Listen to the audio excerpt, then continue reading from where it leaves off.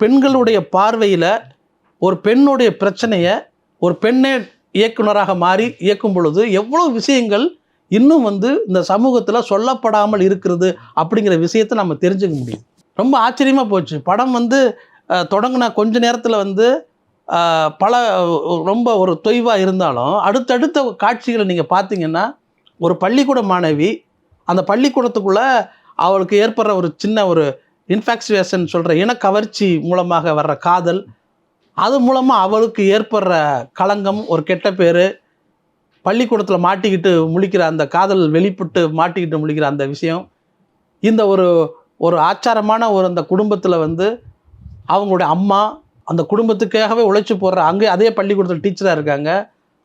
அந்த டீச்சருடைய அம்மா இன்னும் அதாவது அந்த கதாநாயகியோடைய பாட்டி அவங்களும் இன்னும் அந்த ஆச்சாரத்தை எப்படி கடைபிடிச்சிக்கிட்டு இந்த பெண்ணோட சேட்டைகளெல்லாம் தாங்கிக்கிட்டு அவங்க இருக்காங்க அப்படிங்கிறதையும் ரொம்ப ரசிக்கிற மாதிரி இந்த எடுத்திருக்காங்க. வர்ஷா பரத் எடுத்திருக்காங்க. அது ரொம்ப ஆச்சரியமாக இருக்குது. என்னென்னா, இந்த பெண்ணுடைய பள்ளிக்கூட நிலை, அதுக்கு பிறகு கல்லூரிக்கு வரும் பொழுது அவள் என்ன மாதிரியான எதிர்பார்ப்பை வச்சுருந்தா, எப்படியெல்லாம் காதல் அவரை துரத்திக்கிட்டே வருது, அங்கே அவளுக்கு காதலன் மூலமாக என்னென்ன பிரச்சனை வருது, அதுக்கப்புறம் அவளுடைய சுற்றத்தில் இருந்த நட்புகள் எல்லாம் திருமணம் செய்து கொண்டு போன பிறகும் அவளுக்கு திருமணம் ஆகாமல் ஏன் போச்சு அப்படிங்கிற விஷயமும், அந்த திருமணம் ஆன நண்பர்களை சந்திக்கும் பொழுது தான் எவ்வளோ பெரிய இழப்பை சந்திச்சிட்டோம் அப்படிங்கிற அந்த பெண் அடைகிற ஏமாற்றமும் ஏக்கமும், முதல் காதலை பள்ளிக்கூட காதலை அங்கீகரிக்காத தாய் தந்தையர் மேலே வர்ற வெறுப்பும், இதெல்லாம் ரொம்ப அழகாக